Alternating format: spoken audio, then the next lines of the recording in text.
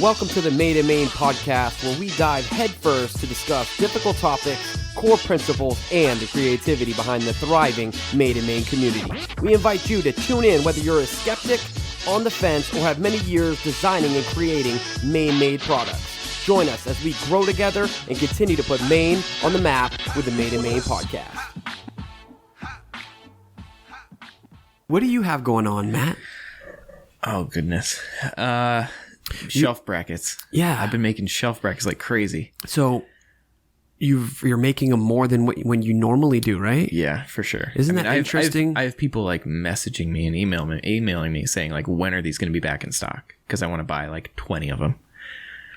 And I think it's just... So people aren't just buying a couple just to put one shelf up. No, it's like I think it's spring projects is what people are doing. They're either starting to think about spring projects or actually, maybe in some of the more southern states where it's actually warmer and, it's actually spring, they're actually doing their projects. And a lot of people, from what I understand, are doing like open shelving in their kitchens. And it's interesting that you mentioned that, Matt, because I just had a conversation with my wife yesterday about how our kitchen is small and cluttered, and we could use a couple shelves somewhere in them. So you might have another order for some strong, durable shelf brackets. Because when it's in the kitchen, you might be putting some pots and pans or crock pots, something very heavy. And I know your shelf brackets are incredibly sturdy, right? Do you have a weight test on those? No, but what is going to fail before the shelf bracket's going to fail is going to be the hardware. So like the screws that actually mount it to the wall,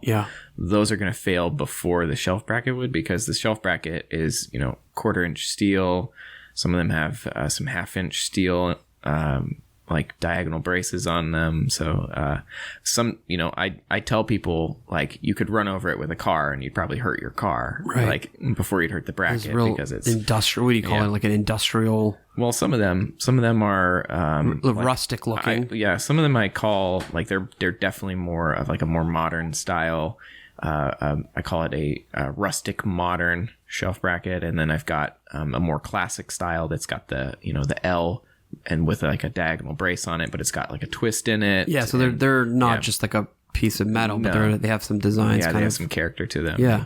But what about the hardware? Do you just use standard hardware? Are you looking to kind of improve your hardware too? Yeah. I mean, we talked about this a little bit, but I am switching from like just some regular wood screws that I was using for pretty much all my products. I'm switching over to it's called a round head slotted screw. So it's an older style screw, and it's actually a little bit harder to find because they're considered obsolete because of the flat head, but that also adds some character to it. So it actually looks like it belongs to maybe an older period type of piece. So what are your suggestions when people are hanging up those shelves, like to find the stud in the wall because where it's a little bit heavier? Well, a stud finder comes in handy. Yeah, for sure. I'm terrible at doing that. A stud finder and a good long level is definitely key. And then usually the rule of thumb is that you want to have for every 24 inches of shelving, you want to have a shelf bracket. So if you have like, let's just say you have a 4-foot shelf, you want to have at least 3 brackets holding it up. So you have one on each end and then one in the middle. So that's generally key. That's generally the general suggestion. But it really depends on the application. I get people that are using them to mount mantles, so they're using like big beams, and so they want something that's heavier. So I'll maybe like suggest to them like, okay, well, I can. Is that a custom piece? Yeah, so I can do some like custom work to it. So I can either give them some larger hardware, which in that case I would actually take a big lag bolt and I would forge the end of it into a square head, so it actually has some character, and it kind of goes along with the style of the piece. So it's not just like a bolt that you can find at the store. It's actually it's got been modified. It's been modified, has the same style to it, but that's going to be a lot stronger for something that's bigger. So I get people, questioning that all the time about like, okay, how many do I need? And like, can you make these a little bit sturdier. So it sounds like you're pretty flexible. Yeah, for sure. That's awesome. But yeah, right now, man, it's crazy. Like just shelf brackets. It's the time of the year. So how do you, I mean, some of this stuff's hard to prepare for. So like for Valentine's Day, you knew that your Everlasting Rose, or you knew certain things were going to do good. And then all of a sudden now it's, okay, we're getting some warmer weather. Other places across the country have already had warm weather, and shelf brackets are starting to sell. So do you drop everything and start making shelf brackets, or you just try to kind of build up your inventory a little bit on that? You know, I try to look ahead. And actually, first I look back and I look at what I did the previous year, you know, and just try to plan ahead and see, okay, what was selling at this time last year. And that kind of gives me an idea. But then in some cases, you just have something that kind of takes off, you know, and sometimes you don't know where it comes from. Maybe someone buys some of my shelf brackets and they put up a shelf, and then a friend comes and they're like, oh wow, I really like those shelf brackets. Where'd you get them? And so that word of mouth starts to spread it. And so I think, you know, it's kind of unpredictable, but at the same time, you try to predict it as best as you can. And do you have like a certain box that you use for? So what do you normally sell them in? Two a piece? No, I sell them individually because you never know how many people. 2, 3, like you just said. Yeah, right. Yeah, you know, because someone could need 5 of them. So do you use the same box for one as you do if someone were to buy 3? How does your packaging work? So I've got a couple different size boxes for it. So, you know, it really just depends on, like, because I offer them in multiple sizes, you know, so it really just depends on the quantity and the size. So but you're prepared for larger quantities being ordered. Oh, yeah, definitely. Okay. I try to be, you know, as much as I can be. Yeah, because then you got to look at it from a business standpoint for our listeners. You know, I was just talking to Mary from Cider's Woodcrafting, and you know, she had a lot of shipping questions, and you want to be prepared for that. You don't want to lose money when it comes to shipping stuff. You wouldn't want to ship all those shelf brackets individually if someone ordered 3 of them. If you could put them all in one box for just a little tiny bit more. I'm always looking at those things. And sometimes like the post office offers the flat rate box. And sometimes the flat rate boxes are a great fit for what I'm doing. Sometimes they're not, you know? And then, so having options and looking at those options. You also have to look at like, okay, where is this package going? How much is this package worth? You know, like we talked about recently about how I had this pretty large order that was going out to New Zealand, and I could fit it in a flat rate box from the post office, and it would have been $50 less than had I used my own box. But using my own box, I could use a double wall box and a bunch of big staples. And so the post office boxes are single wall. They're not as sturdy and strong. You'll get a feel for it. Sure. But one tip that I would suggest is maybe try to find another box that fits inside of the flat rate box. Tip. Because then you're essentially creating a double wall box. You know, it's double boxed and makes it a little bit sturdier. And then of course using, you know, a more industrial type of tape helps a lot too. Look, listen, I'm gonna talk on that just for a second because I like to try to save money wherever I can. And I was like, well, I can buy, you know, 36 rolls of this quality tape for only, you know, $20. But then I got the tape and it was crap tape. And it was ripping. And I was having to use twice as much of it. Don't cheap out on tape. You know, you can get insurance on your boxes. Sometimes that makes sense. Or you can just get a good tape, and it really makes a difference. There are different mils. So there's a 1.75 mil, a 2 mil, a 3 mil.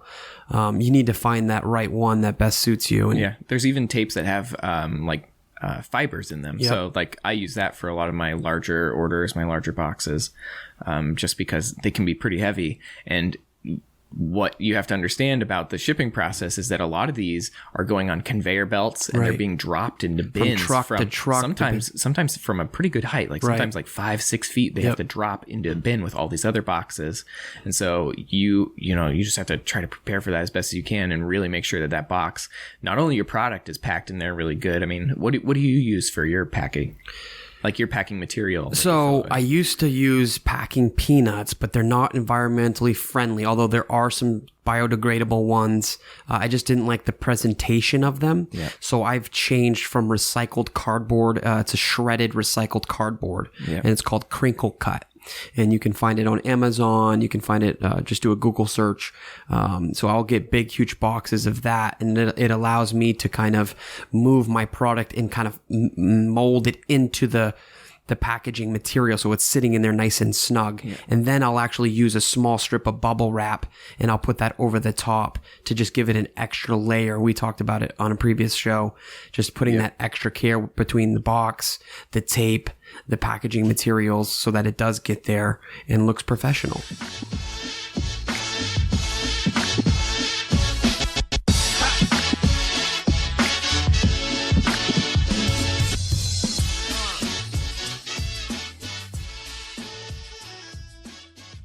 Jeremy Grant is the owner and operator of the Timber Cross Media. He grew up in Maine and along the way fell in love with all of what Maine has to offer. Jeremy traveled a bunch after high school, but nothing was quite like Maine. So he moved back, married his high school sweetheart, and started a family. Now, while Jeremy was managing a construction site, he started droning. Instantly, he fell in love with video projects more than any other job. Soon after he started droning, he felt called to follow it into his current field of media creation. Welcome back to the Made in Maine podcast. Joining us today is Jeremy Grant from the Timber Cross Media. How's it going? Thanks for making the trip up. Where did you come up from? Oh, I came up from all the way where I came from. It was great. I really appreciate you guys having me. No, I drove up from Mid-Coast, Maine, so not too far away. Very good. Not too far. Yeah, so I don't know Jeremy all that well, but you've known Jeremy for a while. So how did you guys come to know each other? Not too long, but he reached out to me on social media, saw Box of Maine probably somewhere. Actually, I really don't know how he just showed up at my office one day, just popped in with this big gnarly looking beard. He's like, hey, want to work together? You know, the beard was tingling, and I was like, look, there's got to be something in this building. There's got to be a reason I'm here. And then I saw Box of Maine, and I was hungry, and I was like, all right, hey, let's chat. And I said, I got the snacks for and you. I think you had some chocolates that led us to Rockland, and you liked kind of where the direction of Box of Maine was going. It's funny because I had just recently seen one of your videos. You know what it was? It was when you took that drone out on 60-mile-an-hour winds or something like that, right? Was it? Yeah, the breakwater. And he went over to the breakwater, the Rockland. Tide, nor'easter winds, and I was like, I'm not very bright. Let's fly a drone in the... Nobody was stupid enough to drive their $3,000 drone. So lucky. We'll get into that. Yeah. So I had previously seen that video and quite a bit. It got like 500,000 views, which... For me, that was crazy. Is that like your first one that really blew up? No, I mean, that's the only one that's blown up. Just like, why are you people watching? I'm so grateful, but I'm so confused. Let's just stay at this. And yeah, so I had seen that video and then a couple others, you know, and you're in the plaid shirts with this big, you know, Grizzly Adams looking beard. And I was like, hey, that guy's a Mainer. It's growing on me. And and so I package up Maine in a box, and I'm trying to, you know, encompass everything that makes Maine the way life should be. And I think you've kind of developed that appreciation over time. We both have families here and we're raising kids, and we're getting out and we're discovering that there's some awesome things in our backyard. Truly, man. And honestly, that is what drew me to you. I just saw that you were trying to send the essence of Maine out to everybody in a box. Yeah. And my whole thing is there's so much right here. And I was so tired of everyone complaining. There's nothing to do. Maine is boring. It's cold. It's too hot. It's too muddy. There's ticks. I'm like, gosh. That's my whole childhood like, right there. You just got to go out and discover something awesome. I think you're really showing people that. I mean, I've seen many of your videos and you make these things look so magical. Like I remember just recently watching the one that you did with the lights at the what was it? Oh the botanical gardens down in Booth Bay Harbor. Yeah, and that was just oh my gosh, just beautiful. And I was like, all right, I got to take my family to go see this now. You know, and it's something that's right there, and just so many people don't know about it. And there's so many places and things like this. Because we're kind of in that generation now where everyone's glued to the phones, the computers. Let's go camping or hiking or fishing. Every single time they will drop all of the technology, they'll drop it all just in a blink, just so that they can go out and have fun outside. Well, the cool thing that I've discovered, you know, because obviously I make a living off of technology at the same time, I'm encouraging people to step away from it. But part of it, you watch this and then just don't sit there and be like, oh, well, that was cool. The idea is to inspire and encourage. You know, I met someone the other day, they saw my Moxie Fall video and they're like, turned around and looked at his wife. We're like, we're going tomorrow. She's like, how far away is it? He's like, I have no idea, but we're going. And next thing you know, they're going out for that hike. And the same idea, like social media can be this tool, you know, that inspiration of, okay, well, I'm going to go out there and, you know, I use the hashtag go discover something awesome. So I like people to use that. So they're going to take photos and they're going to share it. And then we build this like-minded community. Yeah. There's nothing wrong with social media. I was on the line of it before I started doing this. It's all just garbage. It's all hype and politics and just everyone just trying to be negative. And, you know, the Lord spoke to me. He's like, well, what are you putting out there? Are you putting out anything positive? And I was like, yeah, no, I'm not doing anything. All So right. let's bring it back to where it started. What were you doing before you know, the drones and the videography and everything kind of started? Construction, yeah. So, tough gig. So I used to travel quite a bit, and I've always had that travel bug, that bite of adventure. And right after high school, that's what I did for years. I mean, back and forth across the United States, like 14 times up and down each coastline, all across Europe, doing music and everything. Then came home because there's no place like Maine. And when I got back, I got into the construction industry first, material sales. Then I was like, well, there's more money if I just actually go out and build it. So then I started the Timber Cross Construction. Oh, okay. And then I was like, okay, there we go. Yeah. yeah. So I was like, yeah, I liked that name. And then I started consulting for other companies, helping them set up their project management and crews and running roofing companies and blah, blah, blah. And that's when the drone came into play. Like as soon as I heard about drones, I mean, I'm sitting there, I can remember the moment and the person when they started telling me about a drone. I have no camera background, no aviation interest, but he told me about drones. He's like, yeah, I'm going to try to invent this thing with a drone for like tuna fishing. And I was like, Tuna? Did you just say tuna fishing? yeah. I was like, well, I don't know if that's a good idea, but I need one of those. I need a drone. And I was just thinking about all the implications in construction, this high-end roofing. You know, I mean, we're doing some big projects and, you know, in Maine, certain things. And that's, cool. That was the beginning of the end right there. And then a couple years later, I was like, all right. I want to know. done. I want to know that. Yeah, I want to know where you got to that point where you're like, okay, construction, it was great, and let's make this leap. It's a leap of faith, right? You have to trust. You have to have a good huge support system. We talk about it a lot on the show. We have companies that are still fairly new companies, and we have some that are right on they're working full time. We just had, Siders Woodcrafting in, and they're working full time. And whenever they get free time, they put it into the woodworking. But they want to make that jump. How did that go for you? And what would you say? I'm not what you would consider a smart man. That's always a good intro. You know, construction was great. Construction is great. It's the best industry construction has been in my lifetime. So things were going great. Had the perfect crew. Everything was awesome. But I was doing the film stuff on the side. And what I realized is I had taken it as far as I could. That there were things that I wanted to continue to develop in. You know what I mean? I was doing some droning for some companies in New York for emergency response, power outages and stuff like that. And it was exciting. It was cool. But it was very limited. And I was like, it consumed me. And I was like, okay, I'm not going to be able to do what I want to do. And the idea of Discover Maine came into mind because at that time doing construction, I'm still driving all over the state. I'm still meeting all of these people. And I was just like, man, there's so much here that I just want to show people. And 16 months ago, I was just like, hey, I'm done.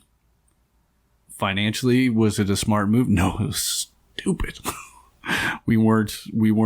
Didn't have a ton in the savings. We didn't have anything. But I'm the kind of guy that, you know, you put my back against the wall. Failure is not an option. Yeah. You know, believe it or not, those kids eat every day, multiple times a day, you know, and it was that whole line of like, oh no, I'm going to give everything to this. And I know if I can continue to do that, I know it's not going to start and just blow up, but it's something that I can continue. Not necessarily fame, but maybe gratification, success. Well, and that's the hard line because obviously you're made now. And it's like, well, no, that's not how it works at all. I don't. My last videos just hit 63,000 views. And for my page size, it's pretty good. And a couple weeks before there was another 60,000, another 38,000. And it's like, well, that's well and good. But my main line behind that is to get that in front of people. And yeah, hopefully it'll pick up the sponsors down the road that will be like-minded. but I want to grow that audience. I don't really care about those vanity numbers. The page size is only 12,000. I say only. I'm super grateful for every single follower on that page, but you could have 40,000, 120,000 followers.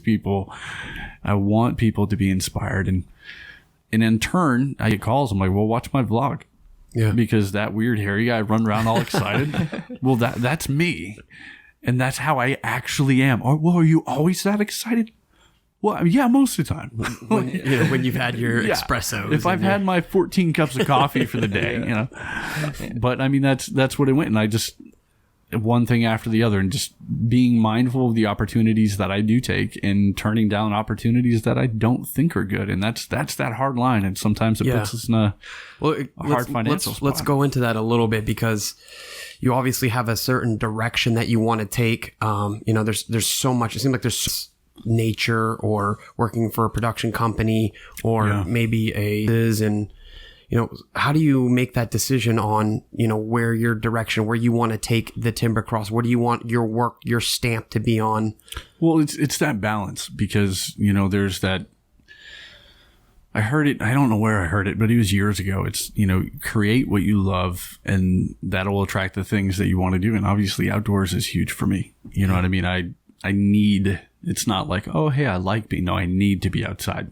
If you want me happy, you throw me in the middle of nowhere, and I am happy as can be, just thriving in those environments. So, part of it is building that outdoor adventure style brand. Yeah. But then at the same time, leveraging and utilizing this platform to help smaller companies, and teaming up with people, kind of like what we did with, Bixby Chocolate and everything like that. It's aligning myself with people with the same mentality, where it's like, okay, well, does this benefit both of us, and does it fit within our brand? Okay, well, let's work together. Because I get approached, well, like, hey, come film this event, and oh, hey, come check this out. And I'm like, well, it doesn't match my brand and my beliefs on certain things, so I can't do that. So what's the end goal? Create the next video and do it the best I can. I literally just finished a video today, and I edited it and filmed it longer and different than I've done everything for the last 5 months. But I wanted to, so I did. So is there a lot of time that goes into the editing to make sure? Are you a perfectionist? Do you have at what point do you say, okay, this is the best I can do, and you just release the video? Or do you say, wait, no, I can't release this yet? Done is better than perfect, because if you get locked into that perfection, it's never going to get out. And my wife is a superhero, because anytime I get done filming something, I'm like frustrated. I just went and had an amazing time, but now it's over, and I'm like, oh, I don't have enough. I don't have the footage. This footage isn't good. I don't even think I can put a video together.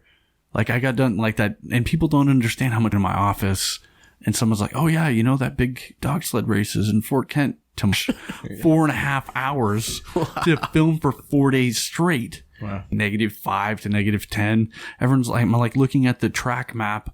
I have no cell service. I have no communication with everyone. I'm like, okay, so if I hike in 5 miles to here, within the next few hours, these dogs should come by, and I might be able to get some daylight shots. Well, next thing I know, it's night, and I've been in the woods for 7 hours. No way. But I got the shot. And then I go out, and then I do the next thing. And then the next day, I'm like, okay, I'm trying to track these guys. Same thing.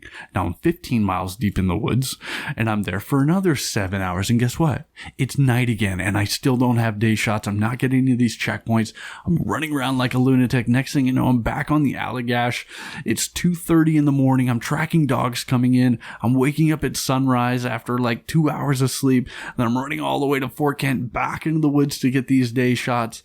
Now it's literally 4 days. I get back to my house at 12:30, 1 o'clock on Monday night, Tuesday morning, and it's an event. So everyone's still excited about it. So you have to edit that as quick as possible. That's what I was going to ask you. Like, there's a point where I remember when you did the Penobscot canoe race, which is huge. They've been doing it for what? How long? It's been. I think that was the 48th year. 48 years they've been going down the Penobscot, but he has. I remember him telling me that he had to get that content out because what's the timeline or the time frame when people start to kind of get less engaged in a week or so, or is that not too long? even? It's literally days. Wow. Oh, it'd flop. Completely flop. Wow. Because the other thing is you got to think about viability and shareability. So as I'm creating this, I'm like, yeah, this fits well within my brand. This is something I'm super excited about. And honestly, when I came back, there was so many other shots I want to make such an epic video next year. I'm like, all right, I got to get a snowmobile. I got to get a ham radio. And I know it's going to be 4 days. But that video, like I said, I got home 12:30, 1 o'clock in the morning. I'm literally up in the morning, saw my kids for breakfast, and then edited till 3:30 a.m. Yeah. And just sat in my office and did nothing else to get that video out. Well, it's an incredible video. I mean, it's just unbelievable. The shots you're getting, and I mean, you're using like high frame rate shots, so you're getting like all that slow motion stuff going, and you have this really I don't know, like emotional aspects to them, like the music you choose and everything, like the dialogue. The dialogue. Yeah, your dialogue is huge. So how do you come up with like your inspiration for doing these videos? So you have, like you told me, someone told you about that race that was happening the next day, and you left to go and do it. You know, what other ways are you inspired to do these? It just depends. You know what I mean? Like it's that concept concepts and ideas, you know, like using these two races, the Dustgate canoe race, you know, I grew up hearing about that. So I was like, man, I got to do that. It's near and dear to my heart. This dog's, and I've heard about it for years, and starting to have a little bit of an idea of the epic. It is so much more epic. Like, these people are racing all through the night. Like, that do a whole video just on that. That's what I'm saying. Yeah. And so the inspiration, it's the 1,000 photos that everyone and their cousin has taken and posted on Instagram. Because, oh yeah, well, they stood here and they took this photo and this place is beautiful. But if you dig deep into that spot and you're like, how do I see this in a new aspect? Like Marshall Point Lighthouse, one of the lighthouse pictures I took a few months ago, right around Christmas time. I went because it was snowing. I've never been there. I love lighthouses. I don't care how cliche it is. They're beautiful, and then they're on the rugged coast of Maine. Love them or hate them, I love them. So I go because there's going to be all this nice cinematic snow, and then I get there, and the snow's melted. But there's this random puddle on the walkway to this lighthouse. So instead of just being like, well, I can't get my shot, I literally lay down and get soaked back reflection. There's something else there if you dig deeper. There's more, this relationship that this person has with these 10 dogs. Each leg is like 47 or 60 miles where they're going through remote forest. And you dig into that. So after you film everything, I feel like sometimes I get so immersed into it, and I always come back feeling like, oh, I failed. I didn't capture that. And then it's like, okay, no, I have all of this footage. How do I justify it? How do I give people just that little bit? And I know I'm never going to be able to come and bring all of that across, but the idea isn't to have you watch it and be like, well, oh, great. Well, now I never have to go see that. The whole idea is for you to be like, oh man, I need to get my butt up to Fort Kent. Like, we grew up in Maine, and we're taught that it's all about Alaska, which is great. We love the Iditarod and all that, dog racing. Yeah. And it's like, hey guys, look, in Maine, it's happening here where we live. Races all through the state. And that's the whole idea, and the concept is there are all these different things. And I'm not going to go cover every sled dog race in Maine, because my personality is like, I spark on curiosity. And if it's something I haven't seen, or if there's that line of adrenaline, I like that as well. And so I chase these certain avenues because there's so much. And I get into all of these different niches. Like, I was just at the PBR Professional Bull Riders event the other day. They sent me an email, and I thought they were kidding. I did the Camden Toboggan sled race, and that's awesome. Again, it's the middle of wintertime. Everyone's complaining, and a couple thousand people show up in Camden with custom handmade sleds and costumes, and they're like, what's up, Maine? What's up, winter? This is awesome. Oh, hey, what am I going to do? Yeah, I'm going to go down this ramp at 40 miles an hour across the pond. What's up? And I'm like, that is epic. And you're going to record it while doing it. And that's the thing. And I'm like, I want to do that. And I don't want to just go to these things and film it. Like, I want to do it. Yeah. Obviously, I think that's the part I like the most, is when I see you talking about the event and how awesome it is and all the people, and then you're like, I'm doing it, and you jump right in and you get involved in it. That's where the fun is, man. Yeah. It's like the Wicked Money Mainers, same thing. A bunch of people get together. It's summer in Maine, where you have all these things all across the country where you can do. This dude has like 100+ acres and has made one of the best and most extreme obstacle courses I've ever seen in my life. And he's passionate about it. He's in Orland. I used to live right down the road and I never heard about it. Next thing I know, I check it out and it's like, oh, this is awesome. Everywhere. I was at Moosehead Lake the other day. They're ice racing, zipping around this ice track. And I'm like, literally, I get there, it's -19. And they're like, no, it's the Grant 500, an honorary race for a racer that's passed away. So there's all of these cars, endless possibilities. So, because I'm in a creative actions that are in my work, do you look at some of your videos and you kind of see these imperfections that maybe on this just a little bit? So Jeremy and I worked a little bit together last year on when we like a 1 hour thing, but we were there all day long from more position. It's casting the wrong light on this picture and it's going to show obscurity. It's going to pick it up. People are going to know, and he was right. He was 100% right. But at the same time, he's like, oh, we got to stay for the sunset and we got to get these shots. And there's a lot more that goes into it. So yeah, I mean, it's a lot. So you want it, you don't want that inconsistency in your videos. Yeah, I don't want that inconsistency, and I want to highlight the best because there's that perfectionist side of me, and I would say it's because of all my classic film training, but I have none. I have no training whatsoever. I was doing construction, but it's just how I see it and how I can perceive it. It's just something that clicked. So honestly, like I watch back a lot of my videos, like even a couple weeks later, and I'm like, dude, what? Yeah. Why is that there? Yeah. And there's a huge desire. And I think I'm actually going to start another video series where like the sled dog race was epic. And I've been doing some more cinematic stuff like that. And I love that, just capturing things as they unfold. But then there's a whole part of me that's like, if I put in the video me snowshoeing as some fat hairy man in the woods breathing heavy, that's going to take away from that video. But there's the whole other video like, hey guys, this is actually what it takes to get this done. You need some vlogs, some like behind the scenes. So I'm thinking about experimenting more with that. But yeah, I pick it apart all the time. Yeah. And then it's not even just that. I'll be watching TV or movies with my wife. Like I'm watching a movie we rented, scene. He's sitting this girl down, telling her that her father actually emotional, and I'm going, their color grade is wrong, his face is too green, it's so wrong on his face. And then drones, oh my gosh, perfection is just like everybody. But if I'm watching a big budget thing and all of a sudden I see that look, I'm gonna just call them real quick. So do you have a favorite video of yours? No, but Operation Reboot Outdoors, they're just a great group of guys. Let's talk about that a little bit. I've seen you do some projects with them. Yeah. So what's Operation Reboot? Operation Reboot is a veteran-owned company. They're not really a company. They're an organization, a nonprofit, and it's all a bunch of vets that want to get people out and about. Vets it aligns outdoors. with what you exactly. Yeah. So they're focused on veterans that are struggling with depression, PTSD. There's a drastic number of veterans in the country that kill themselves every day, and they're like, no. And the founder, amazing guy, he was struggling when he got back from overseas and started getting back outside, started hunting and fishing again, and again just being out into the world and not in social. So when I see that, I'm like, well, dude, let's hang out.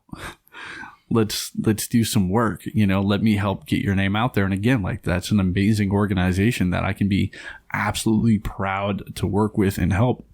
So one of my favorite projects was someone actually got donated a moose license, which does that happen? No. Okay. You don't get a moose license 10 in years Maine to get a moose permit and give it away. Yeah, people sell those for mass amounts of money, and it all depends. You know what I mean? A lot of times they might be exchanges through family or everything like that, but it was donated by someone saying, "Well, give this to a veteran." So I documented the hunt for a couple days, and now we found a spot, and it's like, okay, it's the night before. We're like, it's going to do. And there's going to be all kinds of moose there. So we're like, all right, let's put it in the horn. You know what I mean? Mm-hmm. And we get there, and it's just so surreal. It's like 3:30 in the morning using your flashlight because you're going to disturb whatever else is going on, and it's a full moon. And it was just so peaceful. And here's this guy who served our country, got shot overseas, and here he is carrying a gun for the right reason. And the sun comes up, and next thing you know, there's like 9 moose. Wow. And just, bam.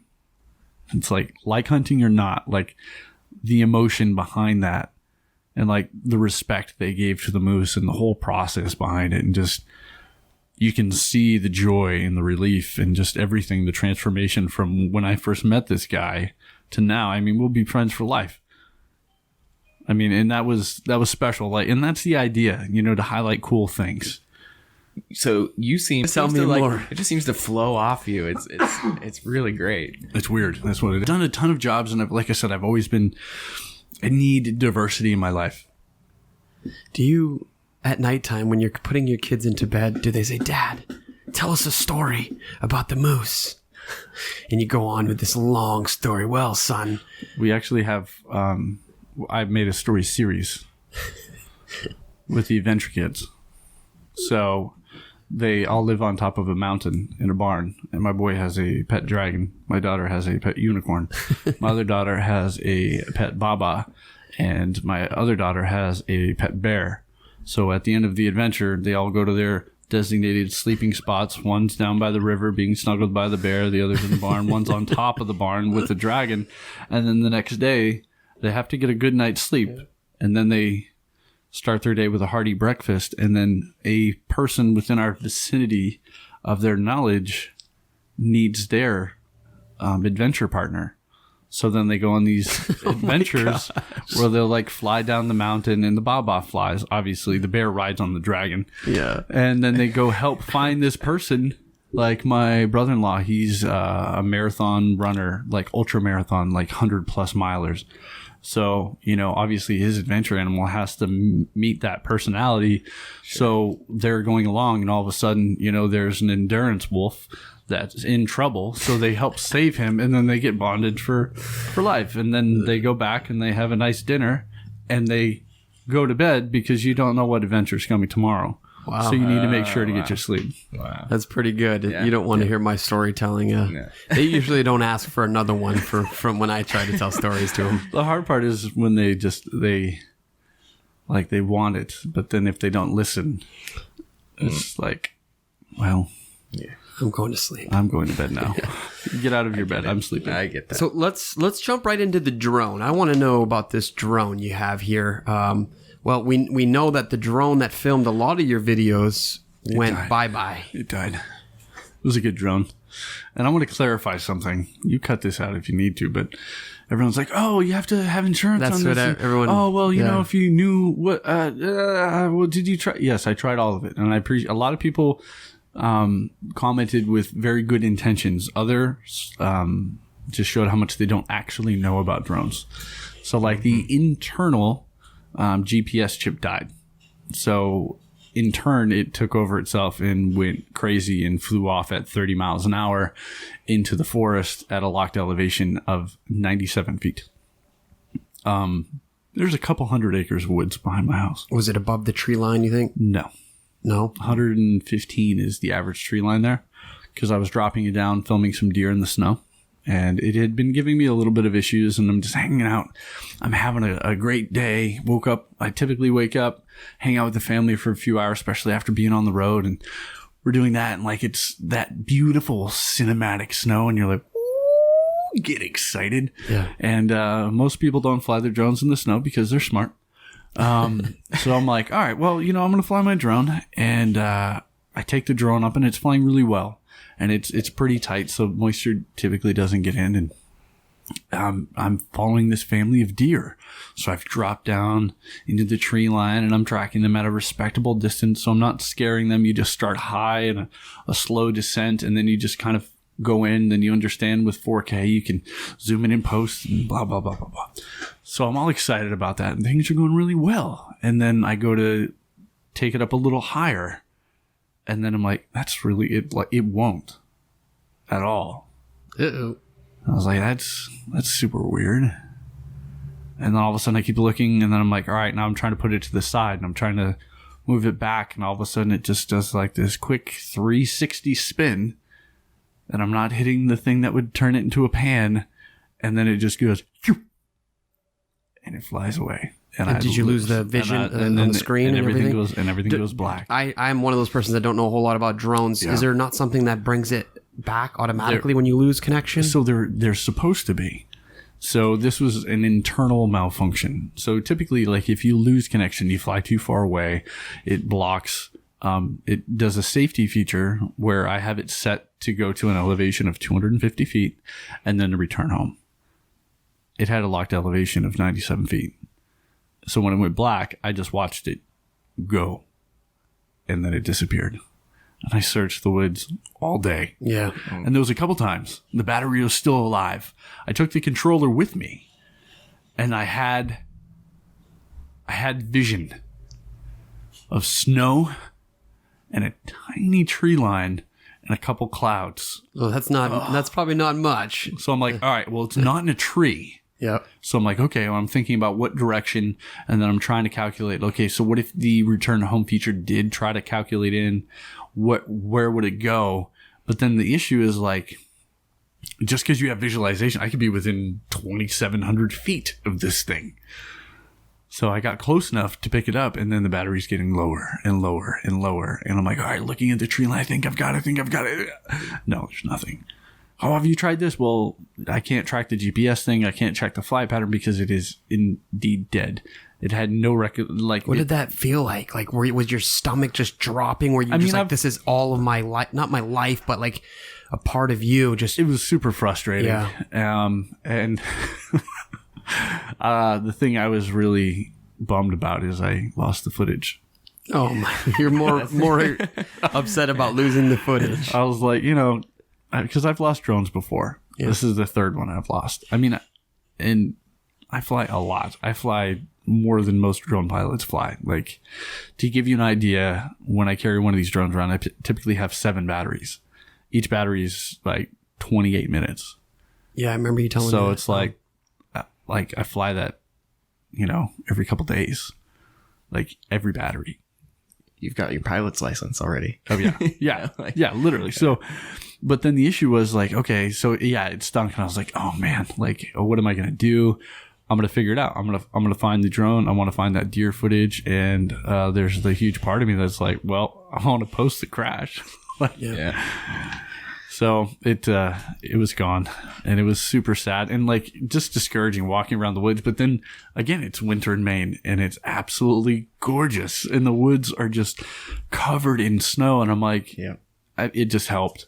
Like, if I would have lost it in the city or over the ocean, you know what I mean? Like, I knew that no one had got hurt. I knew it, like, as far as places that it could have potentially malfunctioned. I was super grateful that it was literally in my backyard in the snow. This is just a little bit of an aside, but with drone flying, are there areas that you're only allowed to go so high? Canopy, like, don't fly over 400 feet. And that's a regulatory thing. Yeah, that's a FAA. Same as, someone learning to fly, you've probably got the same hours. Yeah, no, I literally have a pilot. It's not, most of the questions have nothing to do with drones.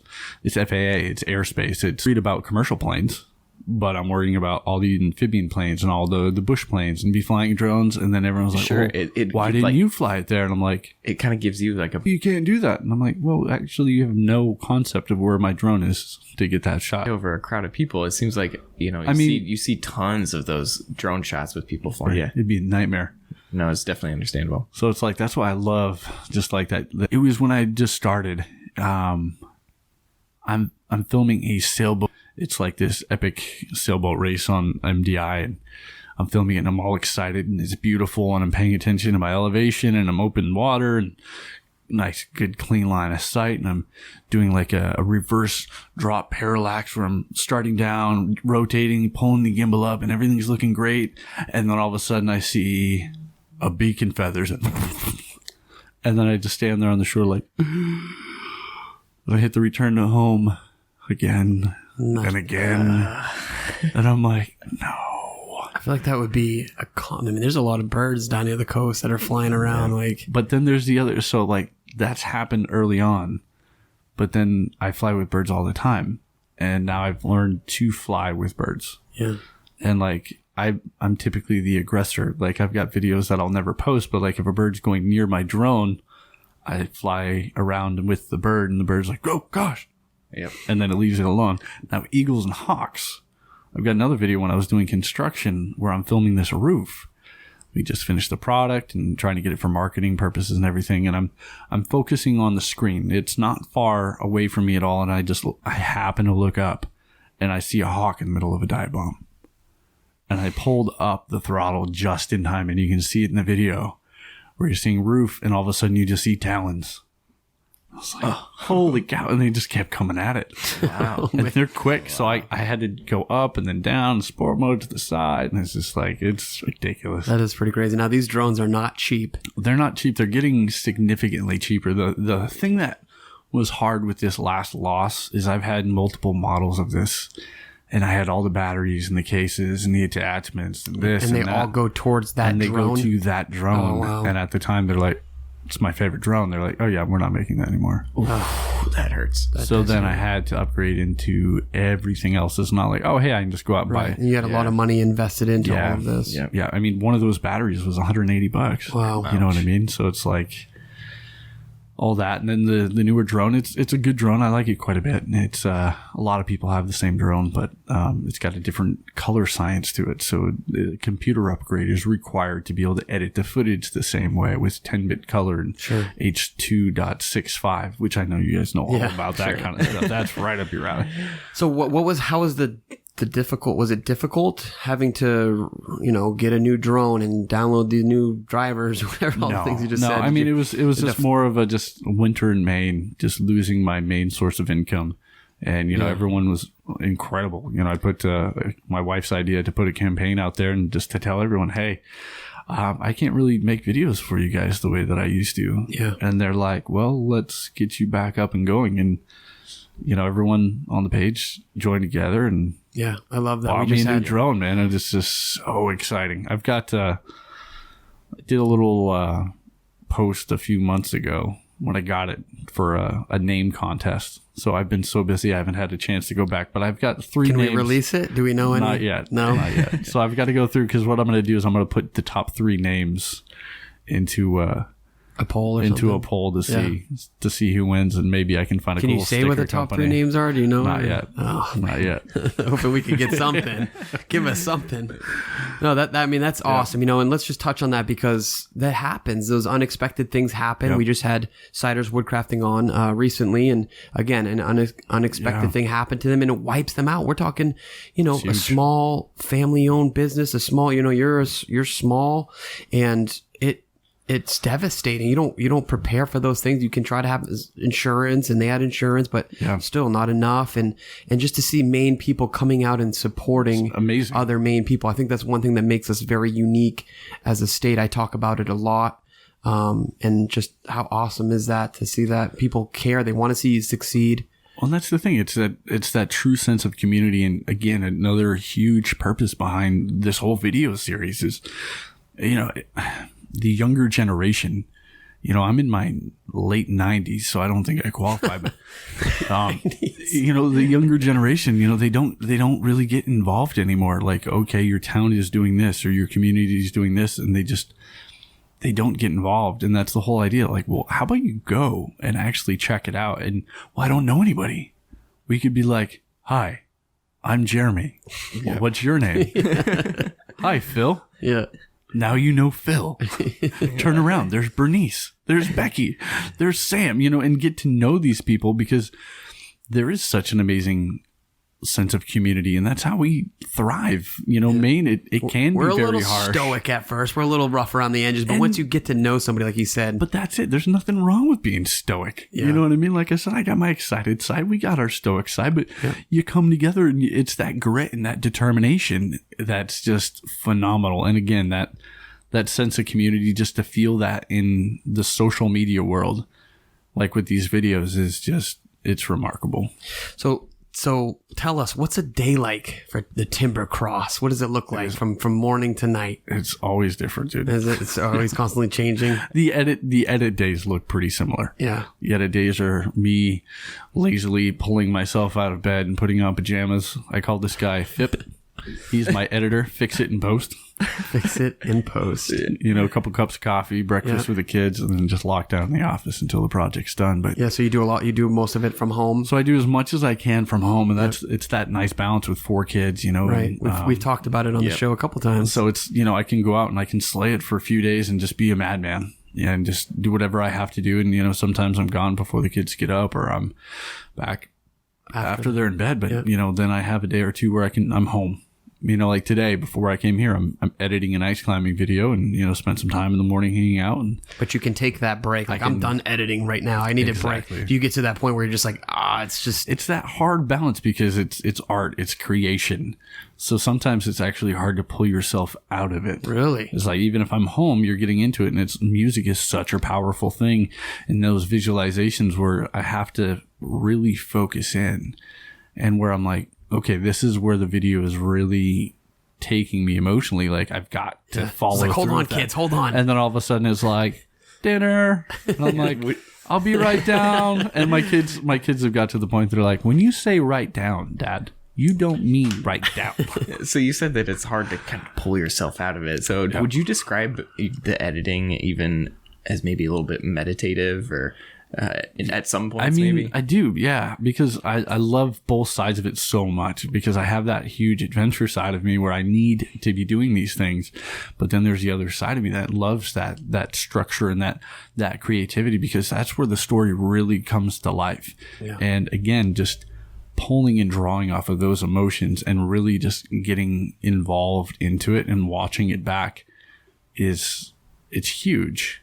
And I think that's been part of the thing to help me pull stories together. Like, I've edited other people's footage and I can see it, but I don't feel it. Yeah. And I've given other people my footage in horror, being like, I don't know what they're going to do with this. Yeah. And then it's just always that hard part to let go. So to be able to do both of them, I think is huge. But as far as projects go, sometimes I'm leaving the house at 2 a.m., 3 a.m. You just don't know. You just chase the project, like the professional bull riding event. I get there at 1 o'clock because the bulls I got there at 2 o'clock because the bulls were supposed to be at 2:30, and the Bangor Civic Center wouldn't let me in because they didn't see my media pass, but I needed to get in to get my media pass. Yeah. So, and here I am just like this with red, with red plaid, and they're like, yeah, sure, bud. Yeah. And I'm like, all right. So I just went in the back door. Which is probably more fitting. Yeah. And I'm like, all right, I know I'm allowed to be here. And then I kind of let the camera lead. And I'm just trying to capture everything with that level of excitement. I'm just trying to think of, what is someone going to think about and be excited when they're here? Like, okay, so there are no bulls here yet, but to be in the bull chute where no one ever gets to go, to understand that, and then to walk into the auditorium where you see all these empty seats and the lights in the dirt, and then you see the riders getting ready and everything like that. And then I had my area, the splash zone, that I was allowed to film in, but I wasn't allowed to be in the actual spots where they were like getting on the bulls and everything like that. And I was like, oh, well, I guess that makes sense. But I'm going to go up there anyway. And so you kind of push the boundaries. Well, and I just let the camera lead. And again, I do like, hey, the camera's leading me here. Yeah. I know I can't be here, but the camera. And it's so weird. Like, I'm like, look, I look at it. I guess the way I see it is when I'm filming something and I'm watching through the camera and I feel like I'm actually watching something good, I'm like, all right, I'm catching emotion, so it's like, if I'm filming everything from super far away, you're not seeing the snot and slobber flying off these guys. You're not seeing the guys literally praying before they're getting on the bulls. Cool. You're not seeing them tape up their wrists. You're not going to capture any of that. And then where's your emotional connection? Like, am I a massive bull rider fan? No. I'm from Maine. It's not a Maine thing. Do I have respect for what they do? Absolutely. And I can see, like, not surprisingly, but the bulls are just as important of athletes as these guys are. And they're really well taken care of, and the respect that they all have for each other. And like, literally when they nod their head, like, okay, I am understanding that if I do this wrong, I'm dead. Okay, let me do this. Ready? Go. 4 seconds later, oh gosh, Yeah. All right, I can't wait to do that again. Like it's intense. So I don't know. So where can we see your videos? Where can our audience find you? Facebook at The Timber Cross, or on YouTube under The Timber Cross or Jeremy T. Grant. And I mean, obviously, you got to follow me on Instagram too. I mean, is that Timber Cross? No, it's actually Jeremy T. Grant. Apparently, I'm not good at branding. I can't make up my mind.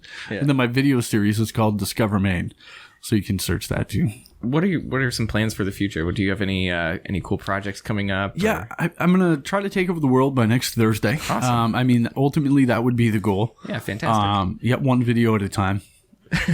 No, I really just want to continue to do what I'm doing, and just to see where that would lead. You know, I'm hoping to try to pick up a couple outdoor sponsors, like I said, like-minded folks to take some of the burden away. You know, because it does take a lot of time. It does take a lot of finances to get this stuff going and moving. And just so there's one way that people can support you is by sponsoring some of your videos, right? Yeah.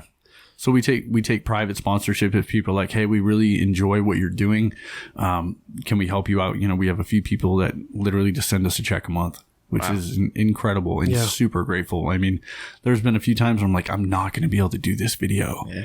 And then all of a sudden the check will come in and it's literally enough money to put gas in my truck to be able to do it. And it's just like, oh, do you have a awesome. Do you have a Patreon or anything like that? Not yet. And I really need to. You should. I'm so stretched. Yeah. You know, I'm just one guy, and there's a few different directions, and I sell prints as well, and I need to get that in a better direction. I've got people that want merchandise, and I've got on the video line, and those are things that I would like to be able to accomplish in the future. I mean, one video I'm really excited about.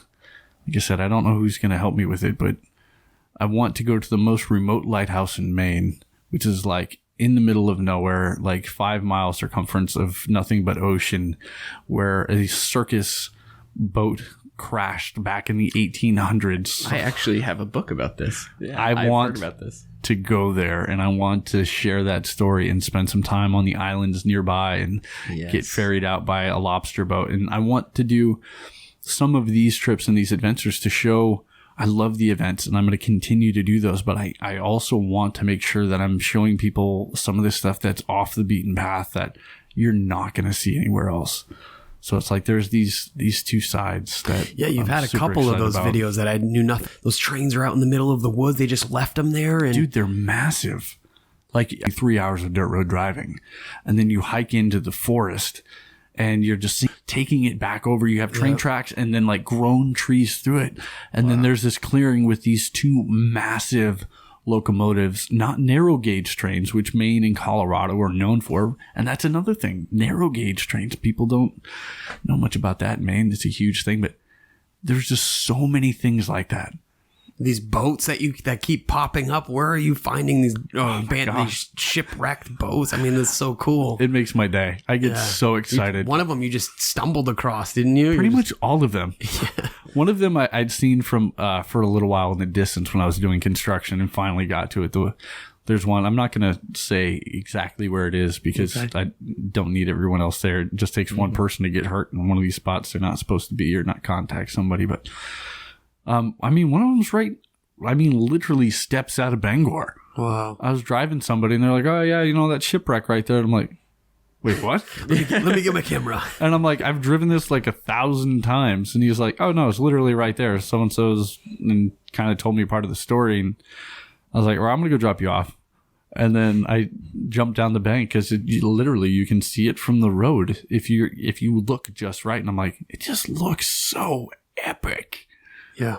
It makes me so happy. You get a good reflection of that. Everyone makes fun of me. So is there anything else that we should be looking out for?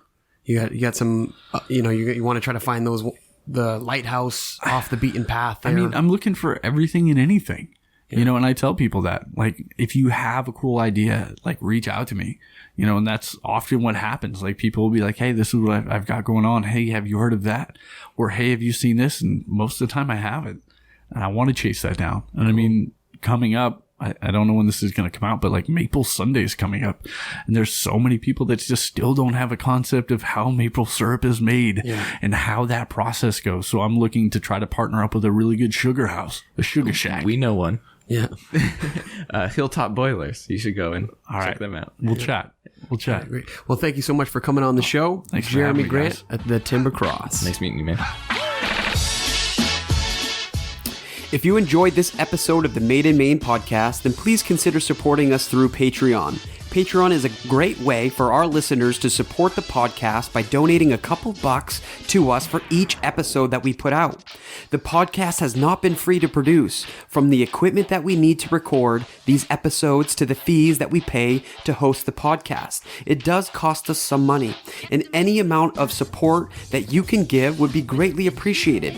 Right now, there are 3 tiers that you can choose from, and some of the donor tiers come along with some benefits. So head on over to our Patreon page at patreon.com/MadeInMainePodcast to learn more. You can also help us put Maine on the map by sharing episodes on social media sites like Facebook or Instagram, anywhere that you think someone would be interested in our content. Another way you can support us by leaving us a review on the podcast app that you are listening on. And we may even choose your review to share it on the next episode. You can find us on Made in Maine Podcast on Facebook at facebook.com/MadeInMainePodcast. You can also find each episode on the podcast platforms like Podbean, TuneIn Radio, Google Play, and now on YouTube as Made in Maine Podcast. Thank you for listening and helping us put Maine on the map.